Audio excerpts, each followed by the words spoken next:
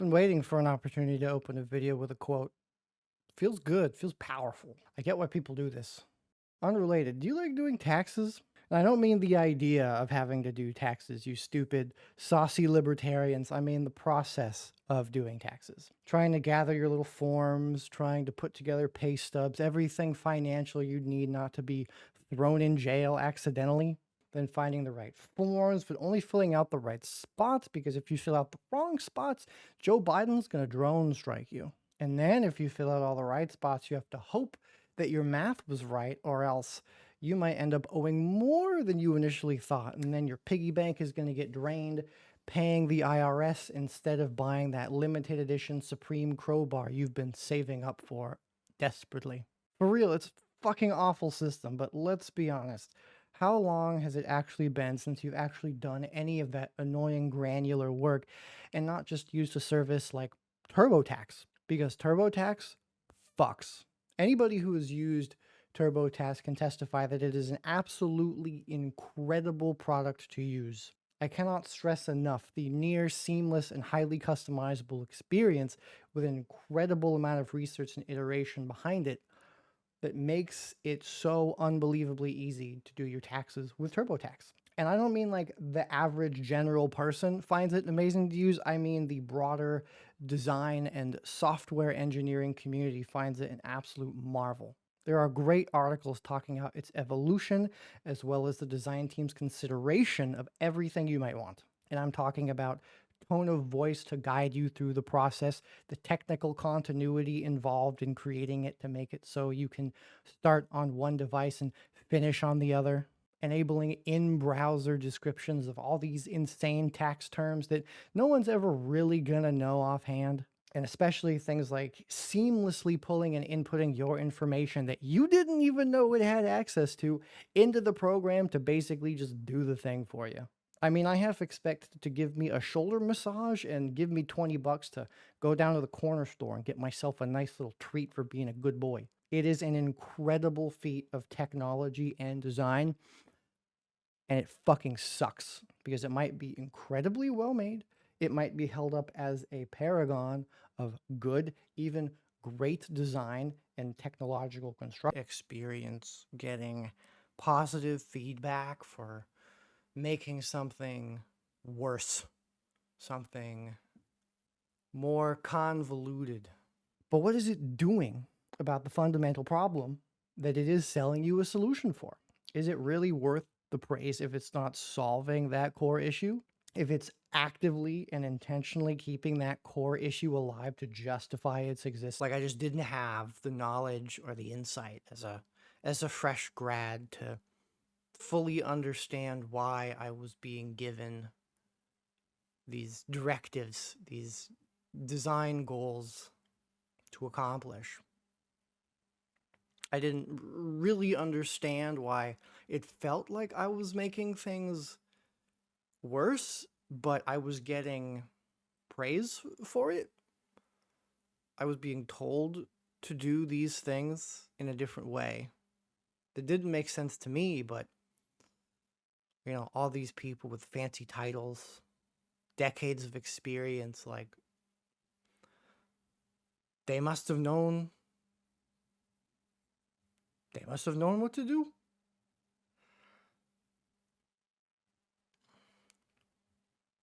If it lies and deceives the public about freer other options, until it got caught at least. See, when I refer to design, I'm talking about websites, apps, products, services, because basically that's the most common example of everyday interaction that most people have with the idea of design. Ever since the old .com boom, when everyone and their mom entered the great digital battle royale and lost, that's basically become synonymous with the idea of modern design. And let's be honest, nobody gives a shit about things like architecture, about fashion, about print stuff like posters or magazines, because there's so much less stacks to be made. I will, however, shut out the hostile architecture business because that shit is booming because we hate homeless people. And also a shout out to advertising, who, like a parasite, has attached themselves to tech, and without them, it would not be possible to produce the vast amount of propaganda necessary for us to not see these companies as complete demons. Additionally, the biggest part of design is not how something looks, but how it functions, despite what all the crypto chuds want you to believe. Looks are important. Mind you, aesthetic is necessary because people would not want to engage with your thing if it's ugly. Something could be beautiful and work like shit, and people would not want to use it. Additionally, it's not just about people being able to engage with it on a very basic, I understand how this thing works, I know what button to push to go where kind of level. It's about being able to engage with it in a non-harmful way, both directly and indirectly. And what that means is that those people who are engaging with the design should not be exploited. Oops. And the effects of interacting with that design should not be making a ripple to harm people in its wake. Also, oops. But I think the angle that so many people who work in the tech sphere ignore, on purpose, is that many of the products and services that they make are not really solving problems, besides the classic Silicon Valley conundrum of how can I get more money than God? Mass COVID layoffs we had. And I lost some of the only coworkers that kept me sane. The CMO was talking about the cool new Tesla that he just bought. Countless people denied promotions. Countless people gutted. Countless people denied any form of raise, any form of benefit. Just left out to dry, while whispers of all kinds of new executive care packages were about.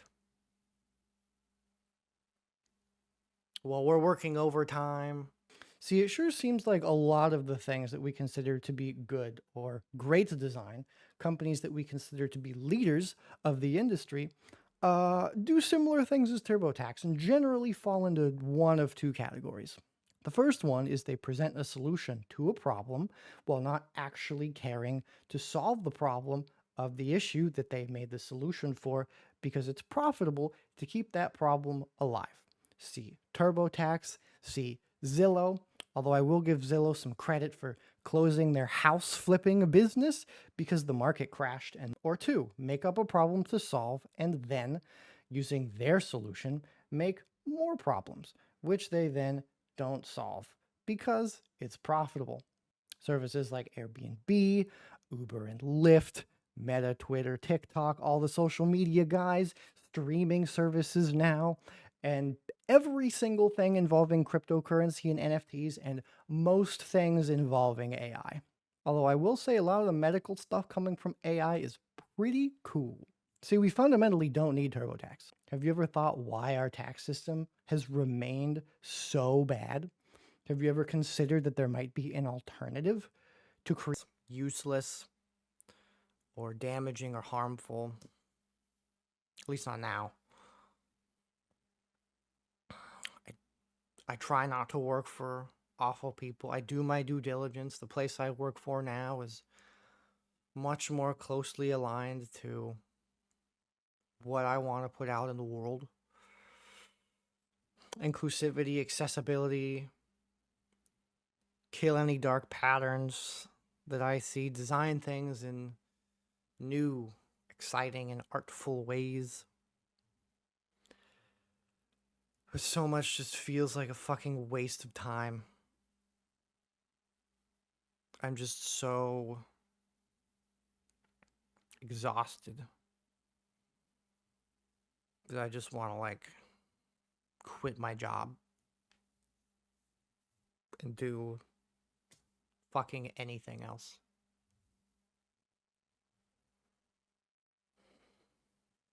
If we had a tax system designed to prevent us from intentionally fucking it up, maybe you have, but if you haven't, lobbying, the answer is lobbying by all of these companies, really. Intuit, who owns TurboTax, has killed many, many a different bill that has proposed and tried to make an alternative for everybody that the government could just provide. Crazy. See, the one thing that they can't design a solution for within their service is people like myself, people who know that they don't need to exist. Because if we got our way into it, would be out a whole lot of money. The $500,000 that they spent to, mind you, only kill the Ready Return initiative in the early 2000s is but a drop in the bucket of their reservoir of money that they get from keeping systems like TurboTax alive. Outside of my dumb little projects, like having to scramble for fulfillment, like is that just what everybody has to do? Is that just what I'm forced to do? Do I have to sell my soul, turn off my brain?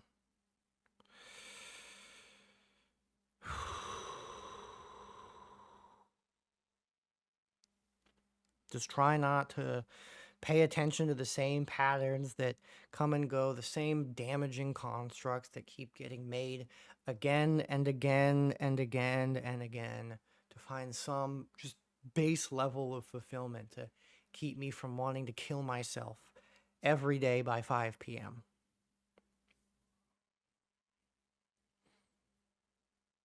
Lobbying is why data privacy and why the basic purpose of so many of these companies is to serve ads. Why companies like Airbnb have gotten away with just straight up ignoring zoning rules and ignoring paying taxes through various loopholes that they exploit. It's why social media companies get away with completely ignoring misinformation being propagated and privacy issues that appear time and time again. Or, in the case of Uber, literally changing laws and buying direct access to country leaders in order to go over the heads of local governments who have a problem with their way of operating locally in a potentially illegal manner. Thanks, Uber. See, my questions earlier involving a TurboTax world can be applied to basically anything that I've given an example for. What if we didn't have the current iterations of our social media that existed purely to harvest us for data and have us buy things? What if we have a means of arranging lodging while traveling that didn't completely gouge out the housing market? What if we had better or actual public transportation or cities designed to be walkable instead of exploitative ride sharing companies who promised things would get better, but actually things just straight up got worse? And oh, yeah, they also exploit the employees that drive for them. Aren't we supposed to be designing things that solve real problems? Aren't we supposed to be improving quality of life, pushing actual innovation? What does it say about the nature of the things that we create that we must literally buy support from those in power or risk being dismantled or jailed because of the effects of these things that I was basically being forced to make that would hide some rather important information to the point where I was loosely threatened for they didn't say insubordination, but definitely not following directions without thinking about it. And the same person who gave me that prerogative, who gave me a hearty push in the right direction, loved to talk about the mentoring of high school kids that she did. Go figure, I looked up the school one day, one of the wealthiest in the area. Go fucking figure.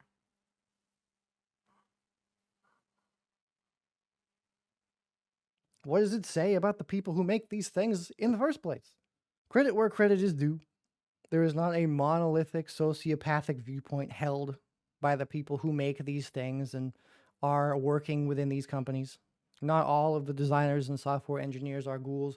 Only the people in upper management and beyond, as I'm sure you're well aware, Mark Zuckerberg, Elon Musk, Bill Gates, basically anyone at the top of any of these companies are absolute monsters.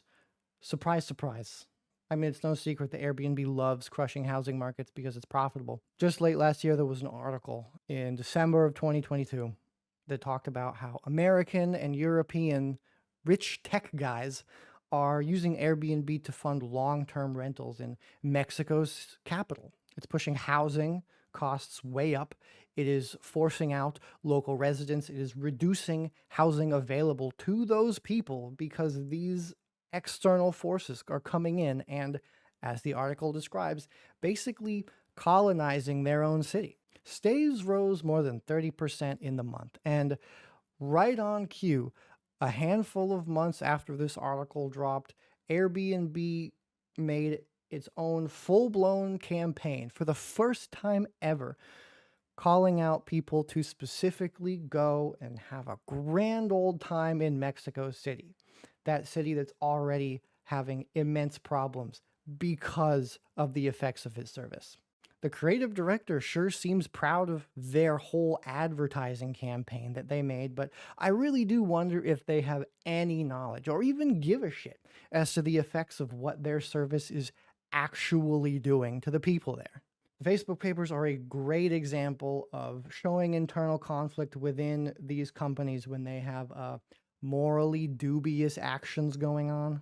Issues such as, promoting content that is inherently harmful or filled with misinformation purely because the engagement rates are higher. See, if there are complaints from lower level peons within these companies, the upper management doesn't have to give a shit because the lower dregs of the company have literally no power to sway anything from the inside. Until, of course, they whistleblow something.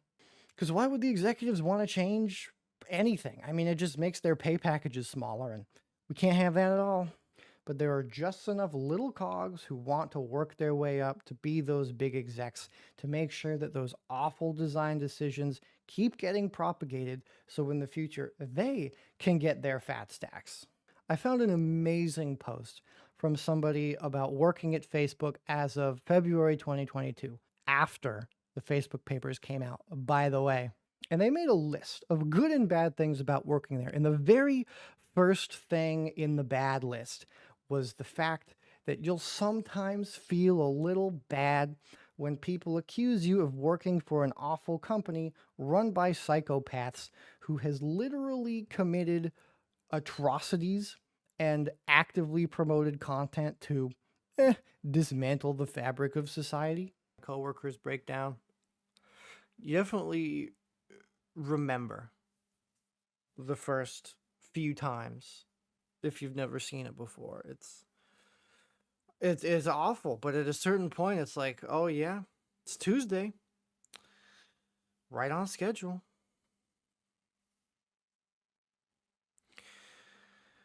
Some people, and the second thing is that the stock price is low. Boo-hoo. Some people finally left after a certain point.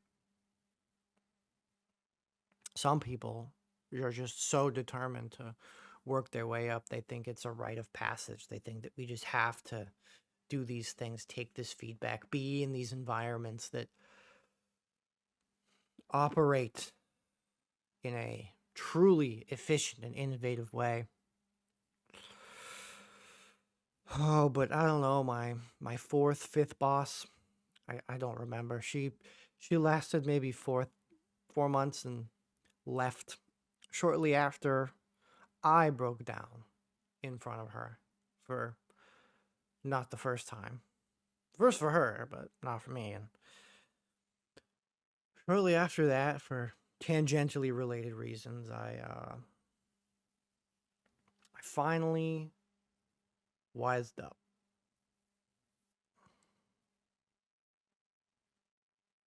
So to recap, we have a broader design culture that determines the value of creations and products by its potential, keyword, ability to generate profit through either solving fake problems or fake solving real ones.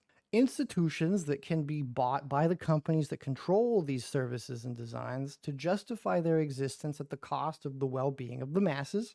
Upper management with complete control of these creations and products who can more or less ignore and shut out the opinions of their peons, as well as some other institutions, due to an absolute power and resource differential. And 4, peons who work for these companies who either A, don't know, or B, don't care that the companies they work for and design products for are actually a massive problem in and of themselves, one which oftentimes overshadows any possible positive effect that their work could be having.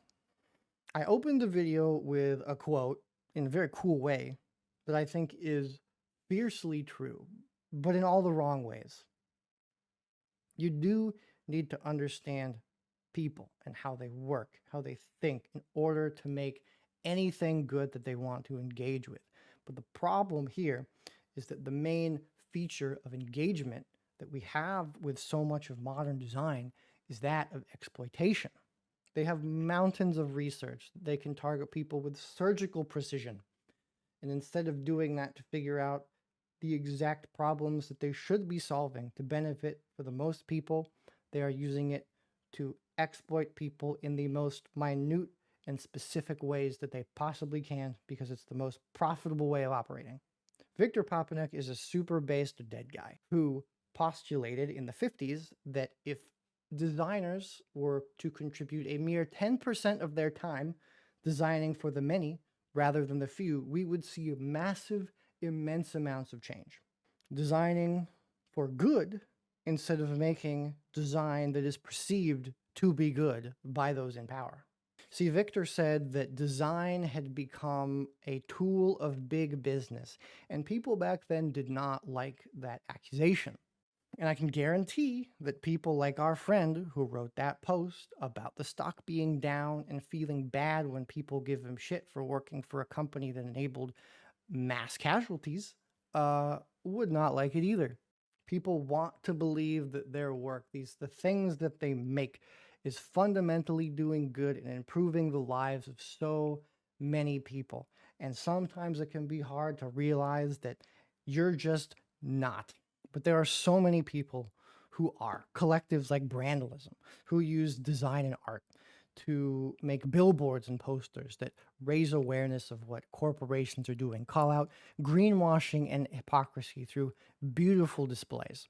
Co-ops like Open Source Publishing, who offer a wealth of tools, of typefaces, of books, of resources that anybody can take and use and read and modify and redistribute.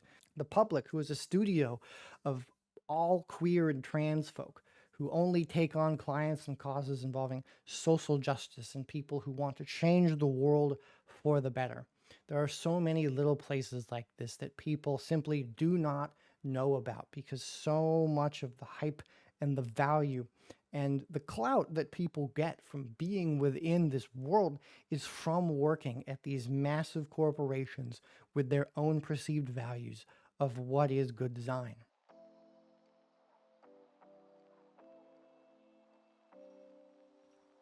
We spend all day hammering away at our little keyboards, looking at our screens, playing around with our little programs, building and creating and iterating and researching, and all to just make things that what?